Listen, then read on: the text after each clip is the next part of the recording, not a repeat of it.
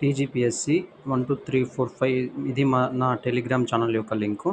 మన ఢిల్లీ సుల్తాన్కు సంబంధించిన short trick చూద్దాం. వీళ్ళు 1206 నుంచి 18 వరకు 26 వరకు పాలించినారు.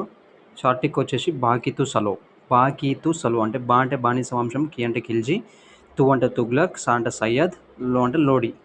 ఇప్పుడు మనకు కు బానిస వంశం కుతుబుద్దీన్ ఐబక్, కి జలాలుద్దీన్ ఖిల్జీ, తు గియాజుద్దీన్ తుగ్లక్,